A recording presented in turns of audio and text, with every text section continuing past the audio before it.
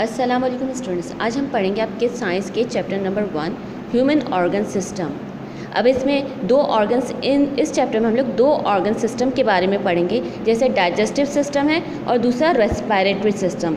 अब digestive system का तो आपको पता ही होगा, डाइजेशन में क्या होता है, जो हम लोग खाना खाते हैं वो सिंपलर सब्सटेंसेस में चेंज हो जाता है, वो ब्रोकन डाउन हो जाता है, ताकि इससे हमें इस रिएक्शन से हमें एनर्जी मिले, और एनर्जी मिलेगी तो हम लोग अपनी बॉडी के दूसरे एक्टिविटीज़ परफॉर्म कर सकेंगे। अब डाइजेस्टिव सिस्टम क्या होता है, इसकी डेफिनेशन पढ़िए। Everything that we eat is change into simpler substances. वो जो चीज़ हम लोग जो खाना खाते हैं वो ब्रोकन डाउन होता है छोटे छोटे सब्सटेंसेस में बॉडी के अंदर। अब इन सब्सटेंसेस को तोड़ने के लिए पूरा डाइजेशन का प्रोसेस होने में बहुत सारे ऑर्गन्स शामिल होते हैं। इसमें एंजाइम्स इंक्लूडेड होंगे, एंजाइम्स होंगे, एसिड होगा। एसिड कहाँ होता है, स्टमक की जो वॉल्स होती हैं ना, वो एसिड क्रिएट करती हैं, प्रोड्यूस करती हैं, ताकि फूड के जो पार्टिकल्स हैं वो ब्रोकन डाउन इजीली हो जाए। इसमें एंजाइम्स इन्वॉल्व होते हैं फूड की डाइजेशन में। एंड वन बाय वन हम लोग सारा प्रोसेस पढ़ेंगे। वो सारे कैनाल्स, वो सारे ऑर्गन्स वो जो डाइजेस्टिव सिस्टम में आते हैं, वो सारे ऑर्गन्स जो डाइजेस्टिव सिस्टम में आते हैं, उस सारे ऑर्गन्स को मिलाकर हम लोग कहते हैं एलिमेंट्री कैनाल। जैसे हम लोग खाना स्टार्ट करते हैं टीथ से, माउथ से, फिर इसोफेगस में जाता है, फिर स्टमक में जाता है, फिर लार्ज इंटेस्टाइन, पैंक्रियाज, सारे जो ऑर्गन्स इंक्लूडेड हैं उन तमाम ऑर्गन्स को हम लोग मिलाकर कहेंगे alimentary canal. So we can see that digestion is occur in alimentary canal. अब इसमें कौन कौन से ऑर्गन्स आते हैं, पैंक्रियाज भी आता है, लिवर आता है। लिवर का अलग फंक्शन होता है। लिवर जो है अपना एंजाइम्स देता है ताकि फूड इजीली डाइजेस्ट हो सके। पैंक्रियाज से निकलता है पैंक्रियाटिक जूस। गॉल ब्लैडर से भी एक फ्लूइड निकलता है जो डाइजेशन में हेल्प करता है। ठीक है, now process of digestion. Digestion का प्रोसेस किस तरीके से होता है, जो हम लोग खाते हैं वो किस तरीके से डाइजेस्ट होता है, इसमें कौन कौन से एक्टिविटीज़ इन्वॉल्व होती हैं। Digestion of food starts in the mouth. Obviously mouth से स्टार्ट होता है। Teeth help to grind food. अब टीथ जो है खाने को थोड़ा सा पल्प बनाता है, थोड़े से पीसेस में तोड़ता है। अब जब हम लोग खाना खा रहे होते हैं तो सलाइवा आता है, जो खाना जो है सलाइवा के साथ मिक्स हो जाता है। सलाइवा थूक को कहते हैं। और सलाइवा कौन प्रोड्यूस करता है, सलाइवरी ग्लैंड्स। सलाइवरी ग्लैंड्स जो है हमारे टंग के पीछे वाले हिस्से में सलाइवरी ग्लैंड्स होते हैं जो सलाइवा प्रोड्यूस करते हैं। और सलाइवा हेल्प करता है खाने को डाइजेस्ट करने में। ठीक है, एंड जो है सलाइवा हेल्प करता है। अब सलाइवा के अलग अलग फंक्शन है। सलाइवा जो है, जो हम लोग खाना खा रहे होते हैं, इसके अंदर जो स्टार्च होता है ना, जो ग्लूकोज होता है, उसको शुगर में कन्वर्ट कर देता है। ठीक है, अब हर चीज़ का अपना अपना फंक्शन है। जैसे माउथ के अंदर सलाइवा है, थूक है, अब ये कहाँ से प्रोड्यूस हो रहा है, सलाइवरी ग्लैंड से। ठीक है, अब सलाइवा के अपना अपना फंक्शन है कि वो जो है खाने को मॉइस्चन करता है, मतलब सॉफ्ट बनाता है। ठीक है, और खाने को जो है शुगर में कन्वर्ट करता है। खाने के अंदर जो स्टार्च होता है ना, कार्बोहाइड्रेट्स, ग्लूकोज होते हैं ना, उसको शुगर में कन्वर्ट कर देता है। अब जो टंग या ज़बान क्या करती है, खाने को मिक्स करने में, सलाइवस के साथ मिक्स करने में हेल्प करती है। अब टंग जो है, ज़बान हेल्प करेगी खाने को ईसोफेगस में अब खाना जो है टंग की वजह से हमारा नेक्स्ट जो पार्ट है वो ईसोफेगस है। खाना जो है टीथ से और माउथ से निकलकर वो ईसोफेगस में जाता है। ठीक है, from the gullet the food passes to the stomach. अब जो है फिर इसके बाद स्टमक मतलब मैदे में पहुंच जाता है। अब ये खाना जो है नीचे की तरफ जाता है। अब ये नीचे की तरफ किस तरीके से जाता है, एक तो ग्रेविटी की वजह से, और दूसरा जो है पेरिस्टाल्टिक मूवमेंट होती है ईसोफेगस में, स्टमक में। हमारे जो इंटरनल ऑर्गन्स हैं इसके अंदर मूवमेंट होती है, कॉन्ट्रैक्शन होता है, फिर रिलैक्सेशन होता है। कॉन्ट्रैक्शन जिसकी वजह से हमारा जो फूड है ना वो ऊपर से नीचे की तरफ जाता है। ठीक है, अब ये इन कॉन्ट्रैक्शन की वजह से जो हमारे जो खाना मुंह से है ना वो ईसोफेगस में गया, फिर स्टमक के अंदर गया। अब स्टमक मतलब मैदा। अब मैदे के अंदर जो वॉल्स होती हैं ना, उसकी जो दीवारें होती हैं ना, वो कंटिन्यूसली कॉन्ट्रैक्ट होती है, रिलैक्स होती हैं, कॉन्ट्रैक्ट होती है, रिलैक्स होती है। अब स्टमक के अंदर गैस्ट्रिक जूस होता है और एसिड होता है। मैदे के अंदर क्या होता है, गैस्ट्रिक जूस और एसिड होता है। और ये दोनों चीज़ें जो है खाने को डाइजेस्ट करने में हेल्प करती हैं। अब जो है एंजाइम्स, गैस्ट्रिक जूस के अंदर क्या होता है, एंजाइम्स होते हैं। अब ये गैस्ट्रिक जूस है, एसिड है, एंजाइम्स हैं और जो है बाइल है, पैंक्रियाटिक जूस है, ये सारी चीज़ें जो है ना खाने को डाइजेस्ट करने में हेल्प करती हैं। अब ये भी देखना है कि ये कहाँ से प्रोड्यूस होता है। सलाइवा मैंने आपसे कहा था सलाइवरी ग्लैंड से प्रोड्यूस होता है। स्टमक के अंदर गैस्ट्रिक जूस होता है और एसिड होता है। एंजाइम्स भी होते हैं जो खाने को डाइजेस्ट करने में हेल्प करते हैं।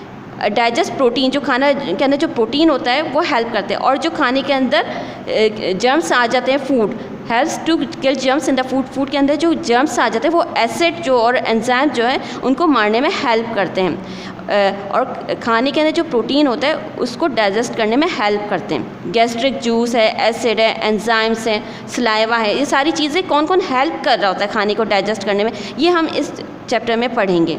ठीक है, अब स्टमक से होता हुआ खाना एक मूवमेंट है, मैंने आपसे कहा था पेरिस्टाल्टिक मूवमेंट होती है, जो कॉन्ट्रैक्शन होता है, रिलैक्सेशन हर ऑर्गन के अंदर, ताकि खाना जो है ऊपर से नीचे की तरफ डाउनवर्ड मूव कर सके। अब स्टमक से मतलब मैदे से होकर जो खाना जो है स्मॉल इंटेस्टाइन, छोटी आंत में जाता है। अब स्मॉल इंटेस्टाइन में जाता है। स्मॉल इंटेस्टाइन के अंदर जो है दो पार्ट्स होते हैं। स्मॉल इंटेस्टाइन के दो पार्ट्स होते हैं, एक तो डियोडिनम और दूसरा इलियम। पहले पार्ट को डियोडिनम कहा जाता है, दूसरे को इलियम कहा जाता है। अब डियोडिनम के अंदर जो है पैंक्रियाटिक जूस और बाइल होते हैं। पैंक्रियाटिक जूस और बाइल होते हैं, ये दोनों चीज़ें हेल्प करती है खाने को एब्जॉर्ब करने में, डाइजेस्ट करने में। अब पैंक्रियाटिक जूस कहाँ से आता है? पैंक्रियास। पैंक्रियास जो है एक ऑर्गन होता है हमारी लिवर के नीचे की तरफ होता है पैंक्रियास। पैंक्रियास जो है पैंक्रियाटिक जूस क्रिएट करता है। ठीक है, और ये हेल्प करता है। पैंक्रियाटिक जूस है, एंजाइम्स है, गैस्ट्रिक जूस है, एसिड, ये सारी चीज़ें हेल्प करती है बॉडी को डाइजेस्ट करने में। अब पैंक्रियाटिक जूस कौन प्रोड्यूस कर रहा है, कौन पैदा कर रहा है? पैंक्रियास। पैंक्रियास क्या है? एक ऑर्गन है जो लिवर के नीचे होता है।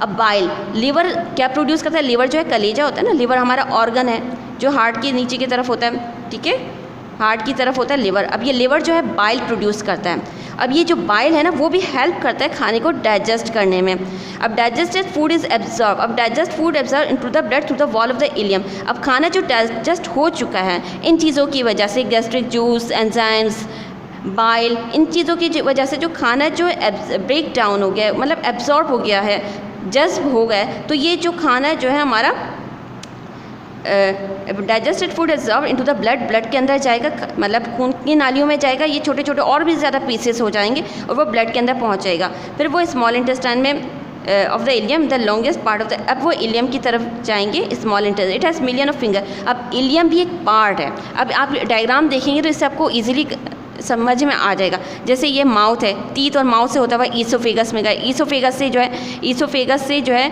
वो स्टमक में गया, स्टमक से जो है स्मॉल इंटेस्टाइन, फिर लार्ज इंटेस्टाइन में गए। अब यहाँ पर देखिए हार्ट की तरफ पैंक्रियास है।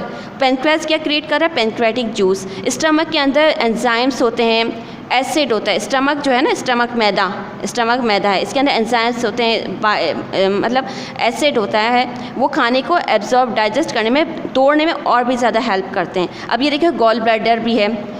अब ये पैंक्रियास पैंक्रियास जो है लिवर के पास होता है, पैंक्रियाटिक जूस क्रिएट करता है। अब यहाँ पर पढ़ेंगे सलाइवरी ग्लैंड्स। सलाइवरी ग्लैंड्स जो है माउथ के अंदर होता है, जो प्रोड्यूस करता है saliva. Oesophagus, muscular tube, oesophagus ये वाली चीज़ होती है, एक मस्क्यूल्स मसल से बनी हुई एक ट्यूब होती है जो हेल्प करती है खाने को स्टमक में जाने तक, ईसोफेगस। ठीक है, ये मसल से बनी हुई होती है और ये जो मसल्स है ना कॉन्ट्रैक्ट होते हैं, रिलैक्स होते हैं, ये हेल्प करते हो खाना जो है डायरेक्ट स्टमक में पहुंच जाए। अब स्टमक के अंदर यहाँ पर गॉल ब्लैडर है, की तरफ के साइड पर ना गॉल ब्लैडर है, ये रहा गॉल ब्लैडर। ठीक है, वो इस गॉल ब्लैडर के अंदर बाइल होता है। ठीक है, बाइल होता है वो हेल्प करता है खाने को एब्जॉर्ब करने में। अब यहाँ से जो स्टमक से खाना जो है लार्ज इंटेस्टाइन में गया।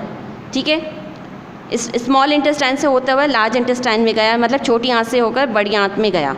ठीक है, अब वहाँ से दोबारा से एब्जॉर्बेशन हो रही है। हर ऑर्गन के अंदर कोई ना कोई एंजाइम्स होता है और हर ऑर्गन के अंदर एंजाइम्स होता है जिसकी वजह से कोई ना कोई डाइजेशन क्रिएट होती है। अब पैंक्रियास प्रोड्यूस पैंक्रियाटिक जूस। अब इसके अंदर एंजाइम्स होते हैं, म्यूकस होता है, बहुत सारी चीज़ होती है।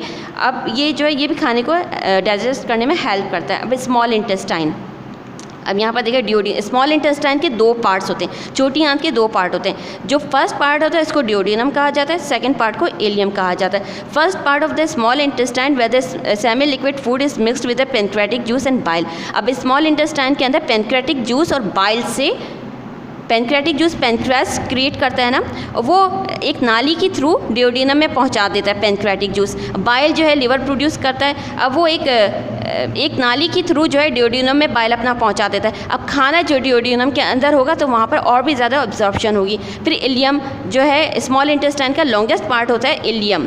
अब इलियम, ठीक है, अब where the digested food is, वहाँ पर फिर से दोबारा से डाइजेशन हो रही होती है और वहाँ पर लिम्फेटिक इनटू द ब्लड। अब जो अनवांटेड खाना होता है ना, अनवांटेड फूड होते हैं, टॉक्सिन्स होते हैं, मतलब बेकार सा खाना जो टॉक्सिन्स होते हैं, जहर वगैरह होता है, वो सारा जो खाना जो अनवांटेड फूड होता है वो लिम्फेटिक सिस्टम में पहुँचाया जाता है। ये एक सिस्टम है जो टॉक्सिन्स को रिलीज़ करता है, ठीक है, लिम्फेटिक सिस्टम में पहुँचाया जाता है अनवांटेड फूड।